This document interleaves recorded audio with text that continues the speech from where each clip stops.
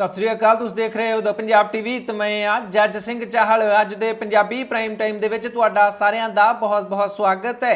Punjabi prime time दे विच गल करांगे लखीमपुर खेड़ी कांड दी, जिस दे विच पुत्तर तो बाद हुण पिओ दा नंबर भी लगदा दिखाई दिंदा है। बीजेपी संसद मैंबर दे वल्लों अपनी ही पार्टी नूं एक चेतावनी दे दित्ती गई है। किसानां दे वल्लों चेतावनी रैली बरनाला दे विच कीती गई है। पंजाब दे विच बिजली संकट डूंगा हुंदा दिखाई दिंदा है। इस नूं लैके सीएम चन्नी ने की कीता है अते नवजोत सिंह सिद्धू ने की कीता है, तुहानूं इह भी दस्सांगे। सुखबीर सिंह बादल दे वल्लों अमृतसर दे लोकां नाल एक बहुत वड्डा वादा कर दिता गया है। मुख्यमंत्री दे मुंडे दा विआह हो गया है। किवें होया है, कित्थे होया है, तुहानूं सारी जानकारी देंगे। पर सब तो पहला शुरुआत करते हैं यूपी दे लखीमपुर खेड़ी कांड तो, जिस दे विच केंद्री राज गृह मंत्री अजय मिश्रा दे पुत्र आशीष मिश्रा नूं यूपी पुलिस दे वल्लों बीती रात गिरफ्तार कर लिया गया। 11 घंटे तक पुछगिछ करन तो बाद पुलिस दे वल्लों आशीष मिश्रा उर्फ मोनू मिश्रा नूं हिरासत दे विच ले लिया गया, गिरफ्तार कर लिया गया। हुण नवें भेद भी इस पुछगिछ नूं लैके खुलदे दिखाई दिंदे ने। खबरां दे मुताबिक आशीष मिश्रा अपणियां ही गल्लां दे विच फसदा गया अते जदों यूपी पुलिस ने उन्हां ही नूं लैके सवाल पूछे तां आशीष मिश्रा नूं उन्हां दा कोई भी जवाब ना सुझिया, दस नहीं सकिया कि जदों घटना वापरी सी उस वेले ओ कित्थे सी। इसे करके ही गिरफ्तार करना पिया यूपी पुलिस नूं।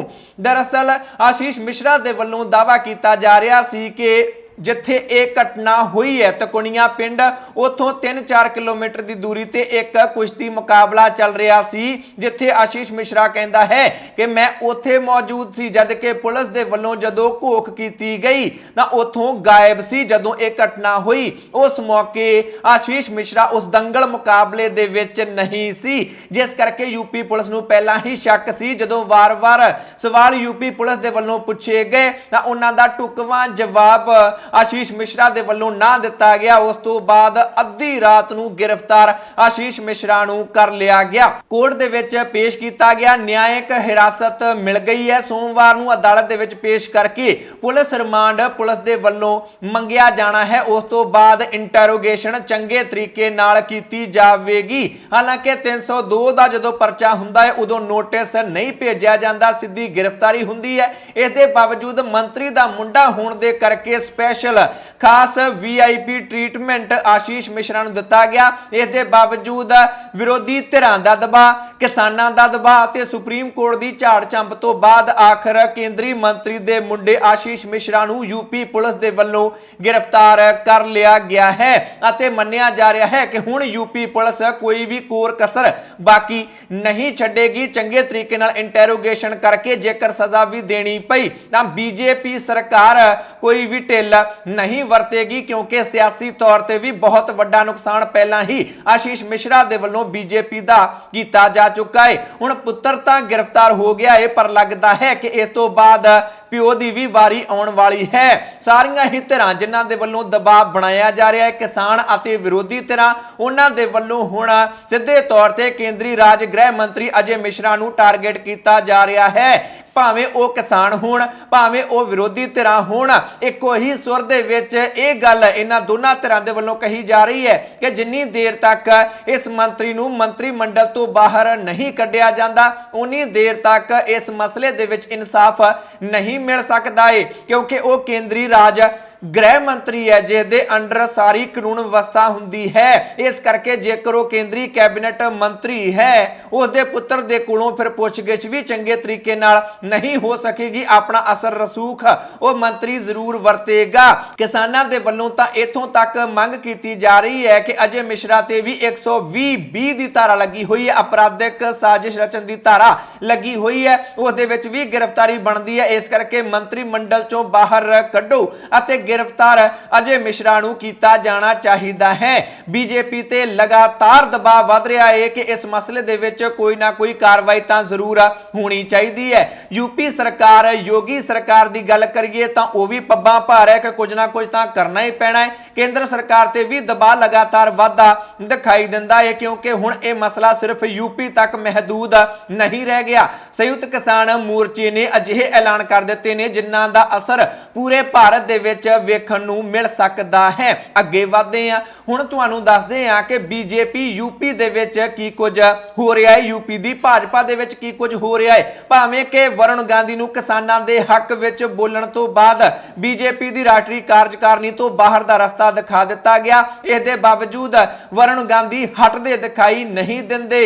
हुण ये सारे घटनाक्रम नूं जिहड़ा कि लखीमपुर खेड़ी हत्याकांड होया है, इस नूं हिंदू बनाम सिख बनाउण दीआं कोशिशां कुछ लोकां दे वल्लों कीतीआं जा रहीआं ने क्योंकि जिहड़े किसान पक्षी लोक ने जिन्हां दी मौत हुई है किसानां दी ਉਹ ਸਿੱਖ ਨੇ ਅਤੇ ਜਿਹੜੇ ਬੀਜੇਪੀ ਵਰਕਰਾਂ ਦੀ ਮੌਤ ਹੋਈ ਹੈ ਉਸ ਸਾਰੀ ਘਟਨਾ ਦੇ ਵਿੱਚ ਉਹ ਹਿੰਦੂ ਸਨ। ਇਸ ਕਰਕੇ ਹਿੰਦੂ ਵਰਸਸ ਸਿੱਖ ਇਹ ਸਾਰੇ ਘਟਨਾਕ੍ਰਮ ਨੂੰ ਬਣਾਉਣ ਦੀ ਕੋਸ਼ਿਸ਼ ਕੀਤੀ ਜਾ ਰਹੀ ਹੈ ਅਤੇ ਇਸੇ ਤੇ ਬੋਲਦਿਆਂ ਹੀ ਪੀਲੀਭੀਤ ਤੋਂ ਬੀਜੇਪੀ ਦੇ ਸੰਸਦ ਮੈਂਬਰ ਵਰੁਣ ਗਾਂਧੀ ਦੇ ਵੱਲੋਂ ਆਪਣੀ ਹੀ ਪਾਰਟੀ ਨੂੰ ਅਸਿੱਧੇ ਤੌਰ ਤੇ ਚੇਤਾਵਨੀ ਦੇ ਦਿੱਤੀ ਗਈ ਹੈ। ਉਹਨਾਂ ਨੇ ਇੱਕ ਅਫੀਸ਼ੀਅਲ ਫੇਸਬੁੱਕ ਪੇਜ ਤੇ ਪੋਸਟ ਪਾਈ ਹੈ ਜਿਸ ਦੇ ਵਿੱਚ ਉਹ ਕਹਿੰਦੇ ਨੇ ਕਿ ਅਜਿਹਾ नहीं किया जाना चाहिए, यह अनैतिक भी है अते बिल्कुल गलत धारणा गलत नरेटिव भी सैट करने की कोशिश की जा रही है। वरुण गांधी के अनुसार अजिहे जख्म खोले जा रहे हैं जिन्हां नूं भरन लई पीढ़ियां भी खप जांदियां ने। पहला ही बहुत सारे जख्म कई लोकां दे सीने ते अल्ले ने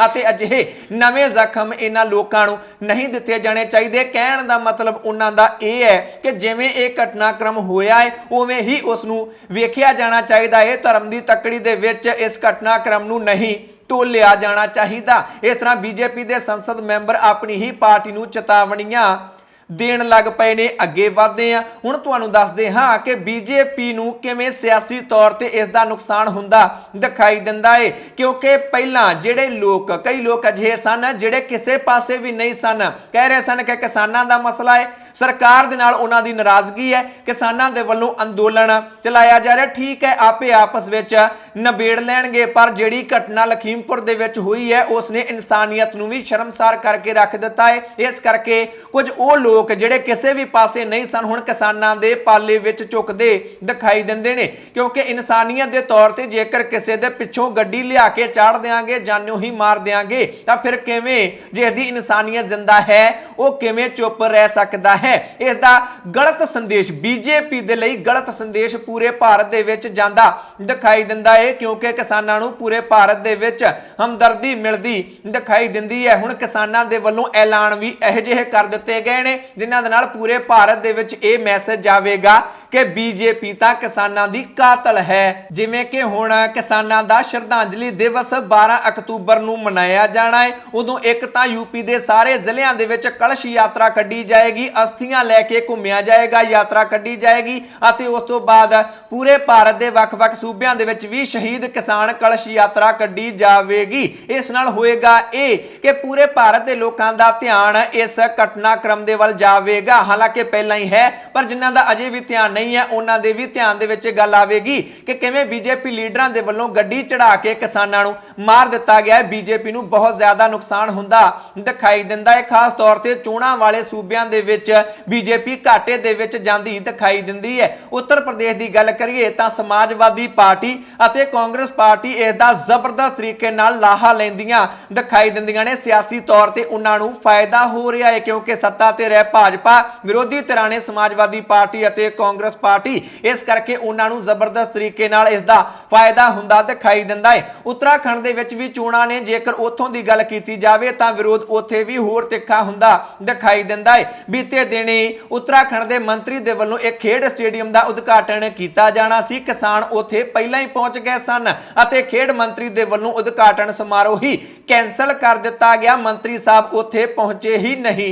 जेकर हरियाणा की गल करिए तो एलनाबाद तो उप चोण होण जा रही है जिथे कि बीजेपी दे वल्लों गोविंद कांडा ਨੂੰ ਉਮੀਦਵਾਰ ਬਣਾਇਆ ਗਿਆ। ਗੋਪਾਲ ਕਾਂਡਾ ਦੇ ਭਰਾ ਨੇ ਉਹਨਾਂ ਦੀ ਵੀ ਇੱਕ ਵੀਡੀਓ ਸੋਸ਼ਲ ਮੀਡੀਆ ਤੇ ਵਾਇਰਲ ਹੋ ਰਹੀ ਹੈ ਜਿੱਥੇ ਕਿਸਾਨਾਂ ਦੇ ਵੱਲੋਂ ਉਹਨਾਂ ਨੂੰ ਧੱਕੇ ਮਾਰ ਕੇ ਉੱਥੋਂ ਭਜਾਇਆ ਜਾ ਰਿਹਾ ਹੈ ਜਿੱਥੇ ਉਹ ਪਹੁੰਚੇ ਸਨ ਚੋਣ ਪ੍ਰਚਾਰ ਕਰਨ ਦੇ ਲਈ। ਇਸ ਤਰ੍ਹਾਂ ਬੀਜੇਪੀ ਨੂੰ ਚੋਣਾਂ ਵਾਲੇ ਸੂਬਿਆਂ ਦੇ ਵਿੱਚ ਖਾਸ ਤੌਰ ਤੇ ਨੁਕਸਾਨ ਹੁੰਦਾ ਦਿਖਾਈ ਦਿੰਦਾ ਦਿੱਤਾ ਹੈ। ਹਾਲਾਂਕਿ ਗ੍ਰਹਿ ਮੰਤਰੀ ਅਮਿਤ ਸ਼ਾਹ ਦੇ ਵੱਲੋਂ ਇੱਕ ਨਵੀਂ ਸਟੇਟਮੈਂਟ ਜਾਰੀ ਕੀਤੀ ਗਈ। ਉਹ ਕਹਿੰਦੇ ਨੇ ਕਿ ਭਾਰਤ ਦੇ ਪ੍ਰਧਾਨ ਮੰਤਰੀ ਨਰਿੰਦਰ ਮੋਦੀ ਜਿਉਂ-ਜਿਉਂ ਉਹਨਾਂ ਦਾ ਵਿਰੋਧ ਹੁੰਦਾ ਹੈ ਤਿਉਂ-ਤਿਉਂ ਹੀ ਨਰਿੰਦਰ ਮੋਦੀ ਮਜ਼ਬੂਤ ਹੁੰਦੇ ਨੇ। ਪਿਛਲੇ 20 ਸਾਲਾਂ ਦੇ ਵਿੱਚ ਇਹ ਵੇਖਣ ਨੂੰ ਮਿਲਿਆ ਹੈ। ਜਿਹੜਾ ਹੁਣ ਵਿਰੋਧ ਹੋ ਰਿਹਾ ਹੈ ਇਹਦੇ ਵਿੱਚੋਂ ਵੀ ਉਹ ਮਜ਼ਬੂਤ ਹੋ ਕੇ ਨਿਕਲਣਗੇ। ਅਮਿਤ ਸ਼ਾਹ ਦੇ ਵੱਲੋਂ ਇਹ ਬਿਆਨ ਦਿੱਤਾ ਗਿਆ ਹੈ।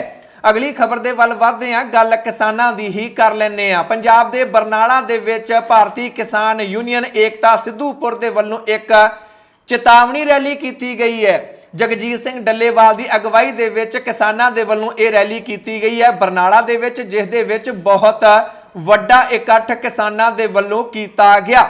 ਜਗਜੀਤ ਸਿੰਘ ਡੱਲੇਵਾਲ ਪ੍ਰਧਾਨ ਨੇ BKU ਏਕਤਾ ਸਿੱਧੂਪੁਰ ਦੇ ਉਹਨਾਂ ਦੇ ਕੋਲ ਪੁੱਛਿਆ ਗਿਆ ਕਿ ਚੇਤਾਵਨੀ ਰੈਲੀ ਕਿਉਂ ਕੀਤੀ ਗਈ ਹੈ। ਉਹ ਕਹਿੰਦੇ ਨੇ ਇੱਕ ਚੀਜ਼ ਨੂੰ ਲੈ ਕੇ ਨਹੀਂ, ਬਹੁਤ ਸਾਰੇ ਮੁੱਦਿਆਂ ਨੂੰ ਲੈ ਕੇ ਇਹ ਚੇਤਾਵਨੀ ਰੈਲੀ ਕੀਤੀ ਗਈ ਹੈ। ਸਰਕਾਰਾਂ ਦੇ ਕੰਨ ਖੜੇ ਕਰਨ ਦੇ ਲਈ ਇਹ ਰੈਲੀ ਸਾਡੇ ਵੱਲੋਂ ਕੀਤੀ ਗਈ ਹੈ। ਸਭ ਤੋਂ ਪਹਿਲੀ ਗੱਲ ਉਹ ਕਹਿੰਦੇ ਨੇ ਕਿ ਸਰਕਾਰ ਇਸ ਵਾਰ ਨੋਟੀਫਿਕੇਸ਼ਨ ਜਾਰੀ ਕਰਨ ਵਾਲੀ ਸੀ ਕਿ ਝੋਨੇ ਦੀ ਖਰੀਦ ਪ੍ਰਤੀ ਏਕੜ 25 ਕੁਇੰਟਲ ਤੋਂ ਵੱਧ ਨਹੀਂ ਕੀਤੀ ਜਾਏਗੀ। ਸਾਡੇ ਵਿਰੋਧ ਤੋਂ ਬਾਅਦ ਇਹ ਫੈਸਲਾ ਵਾਪਸ ਲਿਆ ਗਿਆ ਹੈ। ਜਿਹੜਾ ਨਰਮਾ ਖਰਾਬ ਹੋਇਆ ਹੈ ਗੁਲਾਬੀ ਸੁੰਡੀ ਦੇ ਕਰਕੇ, ਉਸ ਦਾ ਮੁਆਵਜ਼ਾ ਅਜੇ ਤੱਕ ਨਹੀਂ ਮਿਲਿਆ। ਇਸ ਨੂੰ ਲੈ ਕੇ ਵੀ ਸਾਡੇ ਵੱਲੋਂ ਇਹ ਚੇਤਾਵਨੀ ਸਰਕਾਰ ਨੂੰ ਦਿੱਤੀ ਗਈ ਹੈ ਕਿ ਪੰਜਾਬ ਦੇ ਵਿੱਚ ਹੀ ਨਹੀਂ, ਜੇਕਰ ਮੰਗਾਂ ਨਾ ਮੰਨੀਆਂ ਤਾਂ ਫਿਰ ਚੰਡੀਗੜ੍ਹ ਨੂੰ ਵੀ ਘੇਰਿਆ ਜਾਵੇਗਾ। ਬਿਜਲੀ ਦਾ ਕ੍ਰਾਈਸਿਸ, ਬਿਜਲੀ ਵੀ ਬੰਦ ਹੋ ਰਹੀ ਹੈ ਪੰਜਾਬ ਦੇ ਵਿੱਚ। ਅਜੇ ਝੋਨੇ ਦੀ ਫਸਲ ਖੜੀ ਹੈ, ਵੱਢੀ ਜਾ ਰਹੀ ਹੈ, ਇਸ ਕਰਕੇ ਵੀ ਸਰਕਾਰ ਨੂੰ ਚੇਤਾਵਨੀ ਦਿੱਤੀ ਜਾ ਰਹੀ ਹੈ। ਕੈਪਟਨ ਅਮਰਿੰਦਰ ਸਿੰਘ ਦੇ ਵੱਲੋਂ ਵਾਅਦੇ ਕੀਤੇ ਗਏ ਸਨ ਚੋਣਾਂ ਤੋਂ ਪਹਿਲਾਂ, ਉਹ ਵਾਅਦੇ ਵੀ ਪੂਰੇ ਕੀਤੇ ਜਾਣੇ ਚਾਹੀਦੇ, ਨਹੀਂ ਤਾਂ ਚੰਡੀਗੜ੍ਹ ਘੇਰਾਂਗੇ। ਇਸ ਤਰ੍ਹਾਂ ਸੂਬਾ ਸਰਕਾਰ ਨੂੰ ਜਗਾਉਣ ਦੇ ਲਈ ਇਹ ਚੇਤਾਵਨੀ ਰੈਲੀ ਬਰਨਾਲਾ ਦੇ ਵਿੱਚ ਕੀਤੀ ਗਈ ਹੈ। ਬਹੁਤ ਸਾਰੇ ਕਿਸਾਨ ਆਗੂ ਵੀ ਇੱਥੇ ਪਹੁੰਚੇ, ਬਹੁਤ ਸਾਰੇ ਪੰਜਾਬੀ ਕਲਾਕਾਰਾਂ ਨੇ ਵੀ ਇਸ ਰੈਲੀ ਦੇ ਵਿੱਚ ਹਾਜ਼ਰੀ ਲਗਵਾਈ ਹੈ। ਪਰ ਵੱਡੀ ਗੱਲ ਇੱਥੇ ਵੇਖਣ ਵਾਲੀ ਇਹ ਰਹੀ ਕਿ ਮਹਿਲਾ ਕਿਸਾਨਾਂ ਦੇ ਵੱਲੋਂ ਵੀ ਵੱਡੀ ਗਿਣਤੀ ਦੇ ਵਿੱਚ ਇਸ ਰੈਲੀ ਦੇ ਵਿੱਚ ਸ਼ਮੂਲੀਅਤ ਕੀਤੀ ਗਈ ਹੈ। ਇਸ ਰੈਲੀ ਨੂੰ ਸਫਲ BKU ਏਕਤਾ ਸਿੱਧੂਪੁਰ ਦੇ ਵੱਲੋਂ ਦੱਸਿਆ ਜਾ ਰਿਹਾ ਹੈ। ਅਗਲੀ ਖਬਰ ਦੇ ਵੱਲ ਵਧਦੇ ਹਾਂ। ਭਾਵੇਂ ਕਿ ਕਿਸਾਨਾਂ ਨੂੰ ਵੀ ਬਹੁਤ ਸਾਰੀਆਂ ਸਮੱਸਿਆਵਾਂ ਆ ਰਹੀਆਂ ਨੇ, ਪਰ ਆਮ ਲੋਕ ਵੀ ਕੁਝ ਸੌਖੇ ਦਿਖਾਈ ਨਹੀਂ ਦਿੰਦੇ। ਭਾਜਪਾ ਸਰਕਾਰ NDA ਸਰਕਾਰ ਦੇ ਵਿੱਚ ਪੈਟਰੋਲ ਅਤੇ ਡੀਜ਼ਲ ਦੀਆਂ ਕੀਮਤਾਂ ਨੇ ਲੋਕਾਂ ਦੇ ਨੱਕ ਵਿੱਚ ਦਮ ਕਰਕੇ ਰੱਖ ਦਿੱਤਾ ਹੈ। ਹੁਣ ਲਗਾਤਾਰ 6ਵੇਂ ਦਿਨ ਪੈਟਰੋਲ ਅਤੇ ਡੀਜ਼ਲ ਦੀਆਂ ਕੀਮਤਾਂ ਵਧੀਆਂ ਨੇ, ਉਹ ਵੀ ਘੱਟ ਨਹੀਂ। ਲਗਾਤਾਰ 30-35 ਪੈਸੇ ਕਰਕੇ ਪੈਟਰੋਲ ਅਤੇ ਡੀਜ਼ਲ ਦੀਆਂ ਕੀਮਤਾਂ ਵਧੀਆਂ ਦਿਖਾਈ ਦਿੰਦੀਆਂ ਨੇ।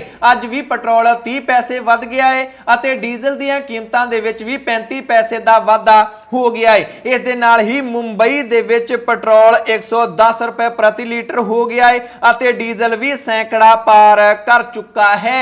ਇਸ ਤਰ੍ਹਾਂ ਮਹਿੰਗਾਈ NDA ਸਰਕਾਰ ਦੇ ਵਿੱਚ ਆਊਟ ਆਫ ਕੰਟਰੋਲ ਹੁੰਦੀ ਦਿਖਾਈ ਦਿੰਦੀ ਹੈ। ਬਹੁਤ ਸਾਰੇ BJP ਲੀਡਰਾਂ ਦੇ ਵੱਲੋਂ ਦਾਅਵਾ ਕੀਤਾ ਜਾ ਰਿਹਾ ਹੈ ਕਿ ਸਰਕਾਰ ਨੂੰ ਪੈਸੇ ਦੀ ਬਹੁਤ ਲੋੜ ਹੈ, ਇਸੇ ਕਰਕੇ ਹੀ ਪੈਟਰੋਲ ਅਤੇ ਡੀਜ਼ਲ ਦੀਆਂ ਕੀਮਤਾਂ ਲਗਾਤਾਰ ਵੱਧ ਰਹੀਆਂ ਨੇ। ਕਹਿੰਦੇ ਨੇ ਕਰੋਨਾ ਦੇ ਕਰਕੇ ਜਿਹੜੇ ਟੀਕੇ, ਵੈਕਸੀਨ ਜਿਹੜੀ ਲਾਈ ਗਈ ਹੈ ਉਹ ਫ੍ਰੀ ਲਾਈ ਗਈ ਹੈ, ਉਸ ਦਾ ਪੈਸਾ ਕਿੱਥੋਂ ਆਉਣਾ ਹੈ। ਇੱਕ ਟੀਕਾ 500 ਤੋਂ ਲੈ ਕੇ 600 ਰੁਪਏ ਦਾ ਹੈ। ਕਿਸੇ ਕੋਲੋਂ ਕੋਈ ਵੀ ਪੈਸਾ ਨਹੀਂ ਲਿਆ ਜਾ ਰਿਹਾ। ਸਰਕਾਰਾਂ ਕੋਲੋਂ ਪੈਸੇ ਕਿੱਥੋਂ ਆਉਣੇ ਹੁੰਦੇ ਨੇ, ਲੋਕਾਂ ਦੇ ਕੋਲੋਂ ਲੈ ਕੇ ਹੀ ਲੋਕਾਂ ਨੂੰ ਵੰਡਣੇ ਹੁੰਦੇ ਨੇ। ਇਸੇ ਕਰਕੇ ਹੀ ਆਪਣਾ ਟੈਕਸ ਕੇਂਦਰ ਸਰਕਾਰ ਦੇ ਵੱਲੋਂ ਨਹੀਂ ਘਟਾਇਆ ਜਾ ਰਿਹਾ ਹੈ। ਪੰਜਾਬ ਸਰਕਾਰ ਦੀ ਗੱਲ ਕਰੀਏ ਤਾਂ ਉਹ ਕਹਿੰਦੇ ਨੇ ਖਜ਼ਾਨਾ ਤਾਂ ਖਾਲੀ ਹੈ।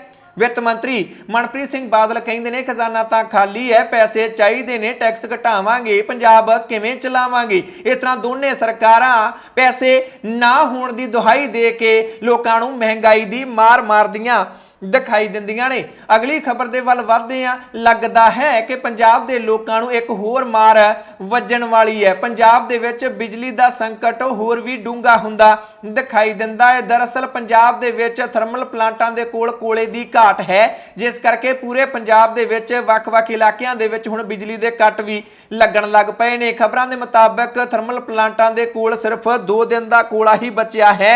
ਪੰਜਾਬ ਦੇ ਵਿੱਚ 5 ਯੂਨਿਟ ਥਰਮਲ ਪਲਾਂਟਾਂ ਦੇ ਬੰਦ ਵੀ ਹੋ ਚੁੱਕੇ ਨੇ। ਜੇਕਰ ਅਜਿਹੇ ਹੀ ਹਾਲਾਤ ਰਹੇ ਤਾਂ ਆਉਣ ਵਾਲੇ ਦਿਨਾਂ ਦੇ ਵਿੱਚ 2 ਯੂਨਿਟ ਹੋਰ ਵੀ ਬੰਦ ਹੋ ਸਕਦੇ ਨੇ, ਜਿਸ ਦੇ ਨਾਲ ਬਿਜਲੀ ਦਾ ਸੰਕਟ ਹੋਰ ਵੀ ਡੂੰਘਾ ਹੋ ਸਕਦਾ ਹੈ। ਭਾਵੇਂ ਕਿ ਪੂਰੇ ਭਾਰਤ ਦੇ ਵਿੱਚ ਹੀ ਕੋਲੇ ਦੀ ਕਮੀ ਦਾ ਸਾਹਮਣਾ ਥਰਮਲ ਪਲਾਂਟਾਂ ਨੂੰ ਕਰਨਾ ਪੈ ਰਿਹਾ ਹੈ, ਪਰ ਪੰਜਾਬ ਦੇ ਵਿੱਚ ਇਹ ਸੰਕਟ ਕੁਝ ਜ਼ਿਆਦਾ ਹੀ ਗਹਿਰਾਉਂਦਾ ਦਿਖਾਈ ਦਿੰਦਾ ਹੈ। ਹੁਣ PSPCL ਦੇ ਵੱਲੋਂ, ਪਾਵਰਕੌਮ ਦੇ ਵੱਲੋਂ ਪੰਜਾਬ ਦੇ ਲੋਕਾਂ ਨੂੰ ਇੱਕ ਅਪੀਲ ਕੀਤੀ ਗਈ ਹੈ ਕਿ ਜਿੱਥੇ ਤੁਹਾਨੂੰ ਬਿਜਲੀ ਦੀ ਲੋੜ ਨਹੀਂ ਉੱਥੇ ਬਿਜਲੀ ਨਾ ਉਸਦਾ ਇਸਤੇਮਾਲ ਕਰੋ। 에ਅਰ ਕੰਡੀਸ਼ਨ ਬੰਦ ਰੱਖੋ, ਪੱਖੇ ਬੱਤੀਆਂ ਜਦੋਂ ਤੁਹਾਨੂੰ ਨਹੀਂ ਚਾਹੀਦੀਆਂ ਲਾਈਟਾਂ ਉਦੋਂ ਉਹਨਾਂ ਨੂੰ ਬੰਦ ਕਰ ਦਿਓ, ਕਿਉਂਕਿ ਪੰਜਾਬ ਦੇ ਵਿੱਚ ਬਿਜਲੀ ਦੀ ਘਾਟ ਹੈ ਅਤੇ ਲੋਕਾਂ ਨੂੰ ਬਿਜਲੀ ਦੀ ਬਚਤ ਕਰਨੀ ਚਾਹੀਦੀ ਹੈ। ਇਹ ਅਪੀਲ ਪਾਵਰਕੌਮ ਦੇ ਵੱਲੋਂ ਪੰਜਾਬ ਦੇ ਲੋਕਾਂ ਨੂੰ ਕਰ ਦਿੱਤੀ ਗਈ ਹੈ। ਇੱਕ ਅਪੀਲ ਪੰਜਾਬ ਦੇ ਮੁੱਖ ਮੰਤਰੀ ਦੇ ਵੱਲੋਂ ਪ੍ਰਧਾਨ ਮੰਤਰੀ ਨੂੰ ਕੀਤੀ ਗਈ ਹੈ। ਮੁੱਖ ਮੰਤਰੀ ਚਰਨਜੀਤ ਸਿੰਘ ਚੰਨੀ ਦੇ ਵੱਲੋਂ ਕੇਂਦਰ ਸਰਕਾਰ ਨੂੰ ਅਪੀਲ ਕੀਤੀ ਗਈ ਹੈ ਕਿ ਪੰਜਾਬ ਦੇ ਵਿੱਚ ਕੋਲੇ ਦੀ ਘਾਟ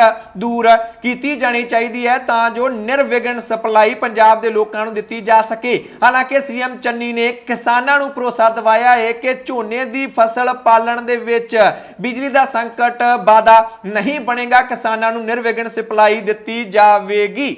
ਅਪੀਲ ਕਰ ਦਿੱਤੀ ਹੈ ਸੀਐਮ ਚੰਨੀ ਨੇ ਭਾਰਤ ਦੇ ਪ੍ਰਧਾਨ ਮੰਤਰੀ ਨੂੰ, ਕੇਂਦਰ ਸਰਕਾਰ ਨੂੰ। ਪਰ ਨਵਜੋਤ ਸਿੰਘ ਸਿੱਧੂ ਕੁਝ ਹੋਰ ਹੀ ਕਹਿ ਰਹੇ ਨੇ। ਉਹਨਾਂ ਨੇ ਇੱਕ ਟਵੀਟ ਕਰ ਦਿੱਤਾ ਹੈ ਜਿਸ ਦੇ ਵਿੱਚ ਉਹਨਾਂ ਨੇ ਸੀਐਮ ਚੰਨੀ ਨੂੰ ਇੱਕ ਵੱਡੀ ਸਲਾਹ ਦੇ ਦਿੱਤੀ ਹੈ। ਸਿੱਧਾ ਲਿਖਦੇ ਨੇ, ਪੰਜਾਬ ਨੂੰ ਪਛਤਾਵੇ ਅਤੇ ਮੁਰੰਮਤ ਦੀ ਨਹੀਂ ਸਗੋਂ ਨਿਗਰਾਨੀ ਅਤੇ ਹਾਲਾਤਾਂ ਮੁਤਾਬਕ ਤਿਆਰੀ ਕਰਨ ਦੀ ਲੋੜ ਹੈ। ਨਿੱਜੀ ਤਾਪ ਬਿਜਲੀ ਘਰਾਂ ਨੂੰ ਹਦਾਇਤਾਂ ਅਨੁਸਾਰ 30 ਦਿਨ ਦਾ ਅਗਾਊਂ ਕੋਲਾ ਜਮ੍ਹਾਂ ਨਾ ਰੱਖਣ ਤੇ ਘਰੇਲੂ ਖਪਤਕਾਰਾਂ ਨੂੰ ਨਜਾਇਜ਼ ਤੰਗ ਕਰਨ ਲਈ ਜੁਰਮਾਨਾ ਹੋਣਾ ਚਾਹੀਦਾ ਹੈ।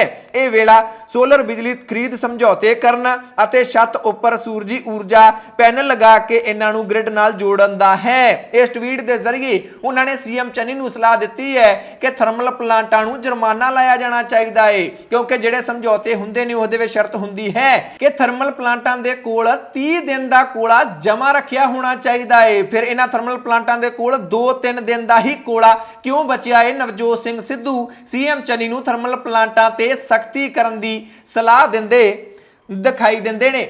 ਅਗਲੀ ਖਬਰ ਦੇ ਵੱਲ ਵਧਦੇ ਹਾਂ। ਸ਼੍ਰੋਮਣੀ ਅਕਾਲੀ ਦਲ ਦੇ ਪ੍ਰਧਾਨ ਸੁਖਬੀਰ ਸਿੰਘ ਬਾਦਲ ਪੂਰੀ ਤਰ੍ਹਾਂ ਚੁਣਾਵੀ ਮੋੜ ਦੇ ਵਿੱਚ ਆਉਂਦੇ ਦਿਖਾਈ ਦਿੰਦੇ ਨੇ। ਲਗਾਤਾਰ ਪੰਜਾਬ ਦੇ ਦੌਰੇ ਸੁਖਬੀਰ ਸਿੰਘ ਬਾਦਲ ਦੇ ਵੱਲੋਂ ਕੀਤੇ ਜਾ ਰਹੇ ਨੇ। ਅੱਜ ਉਹ ਅੰਮ੍ਰਿਤਸਰ ਦੇ ਦੌਰੇ ਤੇ ਸਨ, ਜਿੱਥੇ ਛੇਹਰਟਾ ਸਾਹਿਬ ਵਿਖੇ ਉਹਨਾਂ ਦੇ ਵੱਲੋਂ ਮੱਥਾ ਟੇਕਿਆ ਗਿਆ ਹੈ ਅਤੇ ਇਸ ਤੋਂ ਬਾਅਦ ਉਹਨਾਂ ਨੇ ਚੁਣਾਵੀ ਸਭਾ ਨੂੰ ਵੀ ਸੰਬੋਧਿਤ ਕੀਤਾ ਹੈ। ਇਸ ਮੌਕੇ ਸੁਖਬੀਰ ਸਿੰਘ ਬਾਦਲ ਨੇ ਅੰਮ੍ਰਿਤਸਰ ਦੇ ਲੋਕਾਂ ਨਾਲ ਇੱਕ ਬਹੁਤ ਵੱਡਾ ਵਾਅਦਾ ਕਰ ਦਿੱਤਾ ਹੈ। ਸੁਖਬੀਰ ਸਿੰਘ ਬਾਦਲ ਨੇ ਅੰਮ੍ਰਿਤਸਰ ਦੇ ਲੋਕਾਂ ਨਾਲ ਵਾਅਦਾ ਕੀਤਾ ਹੈ ਕਿ ਜਿਵੇਂ ਉਹਨਾਂ ਨੇ ਸ਼੍ਰੀ ਦਰਬਾਰ ਸਾਹਿਬ ਨੂੰ ਜਾਣ ਵਾਲੇ ਰਸਤੇ ਨੂੰ ਹੈਰੀਟੇਜ ਸਟਰੀਟ ਬਣਾਇਆ ਹੈ, ਵਿਰਾਸਤੀ ਮਾਰਗ ਬਣਾਇਆ ਹੈ, ਜੇਕਰ ਪੰਜਾਬ ਦੇ ਵਿੱਚ ਅਗਲੀਆਂ ਚੋਣਾਂ ਤੋਂ ਬਾਅਦ ਉਹਨਾਂ ਦੀ ਸਰਕਾਰ ਬਣਦੀ ਹੈ ਤਾਂ ਉਹ ਪੂਰੇ ਅੰਮ੍ਰਿਤਸਰ ਸ਼ਹਿਰ ਨੂੰ ਵਿਰਾਸਤੀ ਮਾਰਗ ਵਰਗਾ ਸੋਹਣਾ ਬਣਾ ਦੇਣਗੇ। ਸੁਖਬੀਰ ਸਿੰਘ ਬਾਦਲ ਦਾਅਵਾ ਕਰਦੇ ਨੇ ਕਿ ਅੰਮ੍ਰਿਤਸਰ ਦਾ ਵਿਕਾਸ ਮੈਂ ਕੋਈ ਵੋਟਾਂ ਲੈਣ ਲਈ ਨਹੀਂ ਕਰਦਾ ਜਾਂ ਫਿਰ ਸਿਆਸੀ ਤੌਰ ਤੇ ਨਹੀਂ ਕਰਦਾ, ਇਸ ਨੂੰ ਮੈਂ ਆਪਣੀ ਸੇਵਾ ਸਮਝਦਾ ਹਾਂ। ਉਹ ਕਹਿੰਦੇ ਨੇ ਕਿ ਮੈਂ ਮਹਾਰਾਜ ਦੇ ਚਰਨਾਂ ਦੇ ਵਿੱਚ ਅਰਦਾਸ ਕਰਕੇ ਆਇਆ ਹਾਂ ਕਿ ਮੈਨੂੰ ਪੰਜਾਬ ਦੀ ਸੇਵਾ ਦਿਓ ਅਤੇ ਉਸ ਤੋਂ ਬਾਅਦ ਮੈਂ ਅੰਮ੍ਰਿਤਸਰ ਨੂੰ ਇੰਨਾ ਸੋਹਣਾ ਬਣਾ ਦਿਆਂਗਾ, ਇੰਨਾ ਖੂਬਸੂਰਤ ਬਣਾ ਦਿਆਂਗਾ ਕਿ ਅੰਮ੍ਰਿਤਸਰ ਦੇ ਲੋਕ ਆਪਣੇ ਹੀ ਸ਼ਹਿਰ ਨੂੰ ਪਹਿਚਾਣ ਨਹੀਂ ਪਾਉਣਗੇ। ਇਹ ਬਹੁਤ ਵੱਡਾ ਵਾਅਦਾ ਸੁਖਬੀਰ ਸਿੰਘ ਬਾਦਲ ਦੇ ਵੱਲੋਂ ਅੰਮ੍ਰਿਤਸਰ ਦੇ ਲੋਕਾਂ ਨਾਲ ਕਰ ਦਿੱਤਾ ਗਿਆ ਹੈ। ਇੱਕ ਦਾਅਵਾ ਉਹਨਾਂ ਨੇ ਹੋਰ ਕੀਤਾ ਹੈ, ਕਹਿੰਦੇ ਨੇ ਕਿ ਨਾ ਤਾਂ ਮੈਂ ਸਹੁੰ ਖਾਣੀ ਹੈ ਕੈਪਟਨ ਵਾਂਗ, ਨਾ ਹੀ ਮੈਂ ਗਰੰਟੀ ਦੇਣੀ ਹੈ ਕੇਜਰੀਵਾਲ ਵਾਂਗ, ਮੈਂ ਤਾਂ ਜ਼ੁਬਾਨ ਦਿਆਂਗਾ ਅਤੇ ਜ਼ੁਬਾਨ ਪੁਗਾਵਾਂਗਾ ਵੀ। ਸਾਰਾ ਪੰਜਾਬ ਜਾਣਦਾ ਹੈ ਕਿ ਜੋ ਸੁਖਬੀਰ ਕਹਿੰਦਾ ਹੈ ਉਹ ਸੁਖਬੀਰ ਕਰਦਾ ਹੈ। ਅਜਿਹੀ ਭਾਸ਼ਾ ਸੁਖਬੀਰ ਸਿੰਘ ਬਾਦਲ ਦੇ ਵੱਲੋਂ ਅੱਜ ਕੱਲ ਰੈਲੀਆਂ ਦੇ ਵਿੱਚ ਵਰਤੀ ਜਾ ਰਹੀ ਹੈ। ਇੱਕ ਸਵਾਲ ਤੁਹਾਡੇ ਕੋਲੋਂ ਪੁੱਛ ਲੈਣਾ ਚਾਹੁੰਦੇ ਆ, ਕੀ ਤੁਹਾਨੂੰ ਲੱਗਦਾ ਹੈ ਕਿ ਸੁਖਬੀਰ ਸਿੰਘ ਬਾਦਲ ਆਪਣੇ ਇਸ ਵਾਅਦੇ ਤੇ ਖਰੇ ਉਤਰਨਗੇ ਜੇਕਰ ਉਹ ਚੋਣਾਂ ਜਿੱਤ ਜਾਂਦੇ ਨੇ? ਸੱਚਮੁੱਚ ਹੀ ਪੂਰੇ ਅੰਮ੍ਰਿਤਸਰ ਸ਼ਹਿਰ ਨੂੰ ਉਹ ਵਿਰਾਸਤੀ ਮਾਰਗ ਵਰਗਾ ਬਣਾ ਸਕਦੇ ਨੇ? ਵਾਅਦਾ ਪੂਰਾ ਕਰਨਗੇ? ਜੋ ਵੀ ਤੁਹਾਨੂੰ ਲੱਗਦਾ ਹੈ ਕਮੈਂਟ ਕਰਕੇ ਆਪਣੀ ਰਾਏ ਜ਼ਰੂਰ ਦਿਓ। ਅੱਗੇ ਵਧਦੇ ਹਾਂ। ਭਾਵੇਂ ਕਿ ਕੈਪਟਨ ਅਮਰਿੰਦਰ ਸਿੰਘ ਦੇ ਵੱਲੋਂ ਦਾਅਵਾ ਕੀਤਾ ਜਾਂਦਾ ਸੀ ਕਿ ਮੈਂ ਨਸ਼ੇ ਦਾ ਲੱਕ ਤੋੜ ਦਿੱਤਾ ਹੈ, ਪਰ ਓਵਰਡੋਜ਼ ਦੇ ਕਰਕੇ ਮੌਤਾਂ ਦਾ ਸਿਲਸਿਲਾ ਲਗਾਤਾਰ ਜਾਰੀ ਹੈ। ਕੈਪਟਨ ਅਮਰਿੰਦਰ ਸਿੰਘ ਦੇ ਜੱਦੀ ਸ਼ਹਿਰ ਤੋਂ ਬੀਤੇ ਦਿਨ ਖਬਰ ਸਾਹਮਣੇ ਆਈ, ਮਹਿਰਾਜ ਤੋਂ, ਬਠਿੰਡਾ ਦਾ ਪਿੰਡ ਹੈ ਮਹਿਰਾਜ, ਉਹਨਾਂ ਦਾ ਜੱਦੀ ਪਿੰਡ ਹੈ ਕੈਪਟਨ ਅਮਰਿੰਦਰ ਸਿੰਘ ਦਾ। ਉੱਥੋਂ ਖਬਰ ਆਈ ਇੱਕ ਜੋਗਿੰਦਰ ਸਿੰਘ ਉਰਫ ਕਾਕਾ ਨਾਂ ਦਾ ਨੌਜਵਾਨ ਨਸ਼ੇ ਦੀ ਓਵਰਡੋਜ਼ ਦੇ ਕਰਕੇ ਆਪਣੀ ਜਾਨ ਗਵਾ ਚੁੱਕਾ ਹੈ। 2 ਸਾਲ ਦੀ ਬੱਚੀ ਉਸ ਕੋਲ ਹੈ, ਪਹਿਲਾਂ ਜਿਸ ਨੂੰ ਪਿੱਛੇ ਛੱਡ ਗਿਆ ਹੈ, ਅਤੇ ਦੂਜਾ ਬੱਚਾ ਉਸ ਦੇ ਘਰ 1 ਹਫ਼ਤੇ ਬਾਅਦ ਹੋਣਾ ਸੀ, ਪਰ ਦੂਜੇ ਬੱਚੇ ਦਾ ਮੂੰਹ ਵੇਖਣ ਤੋਂ ਪਹਿਲਾਂ ਹੀ ਜੋਗਿੰਦਰ ਸਿੰਘ ਚਿੱਟੇ ਦੀ ਓਵਰਡੋਜ਼ ਦੇ ਕਰਕੇ ਮੌਤ ਦੇ ਮੂੰਹ ਵਿੱਚ ਚਲਿਆ ਗਿਆ ਹੈ। ਮਹਿਰਾਜ ਪਿੰਡ ਦੇ ਲੋਕਾਂ ਦਾ ਕਹਿਣਾ ਹੈ ਕਿ ਪਿੰਡ ਵਿੱਚ ਸ਼ਰੇਆਮ ਚਿੱਟਾ ਵਿਕਦਾ ਹੈ, ਕੀ ਕਰੀਏ? ਕਿੱਥੇ ਜਾਈਏ, ਬੜਾ ਰੋਕਦੇ ਆ ਬੱਚਿਆਂ ਨੂੰ, ਪਰ ਜਦੋਂ ਸ਼ਰੇਆਮ ਹੀ ਮਿਲਦਾ ਹੈ ਤਾਂ ਫਿਰ ਨਸ਼ੇ ਤੇ ਬੱਚੇ ਲੱਗ ਹੀ ਜਾਂਦੇ ਨੇ। ਕੈਪਟਨ ਦੇ ਜੱਦੀ ਪਿੰਡ ਦੇ ਵਿੱਚ ਸ਼ਰੇਆਮ ਚਿੱਟਾ ਵਿਕ ਰਿਹਾ, ਇਹ ਦਾਵਾ ਮਹਿਰਾਜ ਪਿੰਡ ਦੇ ਲੋਕਾਂ ਦੇ ਵੱਲੋਂ ਕੀਤਾ ਗਿਆ ਹੈ। ਅੱਗੇ ਵਧਦੇ ਆ, ਹੁਣ ਤੁਹਾਨੂੰ ਦੱਸਦੇ ਆ ਪੰਜਾਬ ਦੇ ਮੌਜੂਦਾ ਮੁੱਖ ਮੰਤਰੀ ਚਰਨਜੀਤ ਸਿੰਘ ਚੰਨੀ ਦੇ ਬੇਟੇ ਨਵਜੀਤ ਸਿੰਘ ਦਾ ਵਿਆਹ ਹੋ ਗਿਆ ਹੈ ਸਿਮਰਨਧੀਰ ਕੌਰ ਦੇ ਨਾਲ। ਮੁਹਾਲੀ ਦੇ 3B1 ਫੇਸ ਦੇ ਗੁਰਦੁਆਰਾ ਸਾਚਾ ਤਨ ਸਾਹਿਬ ਵਿਖੇ ਇਹ ਪ੍ਰੋਗਰਾਮ ਕਰਵਾਇਆ ਗਿਆ ਹੈ, ਵਿਆਹ ਸਮਾਗਮ ਕਰਵਾਇਆ ਗਿਆ ਹੈ। ਬਿਲਕੁਲ ਸਾਦੇ ਢੰਗ ਨਾਲ ਵਿਆਹ ਕਰਵਾਇਆ ਗਿਆ ਹੈ, ਕੋਈ ਵੀ ਤਾਮਝਾਮ ਚਰਨਜੀਤ ਸਿੰਘ ਚੰਨੀ ਦੇ ਵੱਲੋਂ ਨਹੀਂ ਕਰਵਾਇਆ ਗਿਆ। ਇਸ ਮੌਕੇ ਚਰਨਜੀਤ ਸਿੰਘ ਚੰਨੀ ਕਾਫੀ ਖੁਸ਼ ਦਿਖਾਈ ਦਿੱਤੇ ਨੇ। ਬਹੁਤ ਸਾਰੀਆਂ ਪੋਲੀਟੀਕਲ ਅਤੇ ਧਾਰਮਿਕ ਹਸਤੀਆਂ ਵੀ ਇਸ ਮੌਕੇ ਵਿਆਹ ਸਮਾਗਮ ਦੇ ਵਿੱਚ ਸ਼ਿਰਕਤ ਕਰਨ ਲਈ ਪਹੁੰਚੀਆਂ, ਪਰ ਬਿਲਕੁਲ ਸਾਦਾ ਪ੍ਰੋਗਰਾਮ ਕਰਕੇ ਚਰਨਜੀਤ ਸਿੰਘ ਚੰਨੀ ਨੇ ਇੱਕ ਵਾਰ ਫਿਰ ਤੋਂ ਪੰਜਾਬ ਦੇ ਲੋਕਾਂ ਨੂੰ ਇਹ ਮੈਸੇਜ ਦੇਣ ਦੀ ਕੋਸ਼ਿਸ਼ ਕੀਤੀ ਹੈ ਕਿ ਸਾਦਾ ਵਿਆਹ ਹੀ ਸਾਰਿਆਂ ਨੂੰ ਕਰਨਾ ਚਾਹੀਦਾ ਹੈ। ਚਰਨਜੀਤ ਸਿੰਘ ਚੰਨੀ ਦਾ ਪੁੱਤਰ ਖੁਦ ਇੰਜੀਨੀਅਰ ਹੈ ਅਤੇ ਸਿਮਰਨਧੀਰ ਕੌਰ ਨੇ MBA ਕੀਤੀ ਹੋਈ ਹੈ। ਕਾਫੀ ਖੁਸ਼ੀ ਵਿੱਚ ਝੂਮਦਾ ਇੱਥੇ ਪਰਿਵਾਰ, ਚੰਨੀ ਪਰਿਵਾਰ ਖੁਸ਼ੀ ਵਿੱਚ ਝੂਮਦਾ ਦਿਖਾਈ ਦਿੱਤਾ ਹੈ। ਇਹ ਸੀ ਕੁਝ ਉਹ ਜਾਣਕਾਰੀ, ਕੁਝ ਉਹ ਖਬਰਾਂ ਜੋ ਤੁਹਾਡੇ ਤੱਕ ਪਹੁੰਚਾਈਆਂ ਜਾਣੀਆਂ ਬਹੁਤ ਜ਼ਰੂਰੀ ਸਨ। ਇਹਨਾਂ ਖਬਰਾਂ ਵਿੱਚੋਂ ਕਿਸੇ ਖਬਰ ਬਾਰੇ ਜਾਂ ਫਿਰ ਪੰਜਾਬੀ ਪ੍ਰਾਈਮ ਟਾਈਮ ਬਾਰੇ ਤੁਹਾਡੀ ਕੋਈ ਵੀ ਰਾਏ ਜਾਂ ਸੁਝਾਅ ਹੈ ਤਾਂ ਕਮੈਂਟ ਕਰਕੇ ਆਪਣੀ ਰਾਏ ਜ਼ਰੂਰ ਦਿਓ। ਚੈਨਲ ਨੂੰ ਸਬਸਕ੍ਰਾਈਬ ਕਰ ਲਓ, ਫੇਸਬੁੱਕ ਤੇ ਪੇਜ ਲਾਈਕ ਕਰ ਲਓ। ਮੈਂ ਜੱਜ ਸਿੰਘ ਚਾਹਲ ਅਗਲੀ ਵਾਰ ਫਿਰ ਹਾਜ਼ਰ ਹੋਵਾਂਗਾ। ਤੁਸੀਂ ਦੇਖਦੇ ਰਹੋ ਦਾ ਪੰਜਾਬ TV, ਹਰ ਖਬਰ ਦਾ ਸੱਚ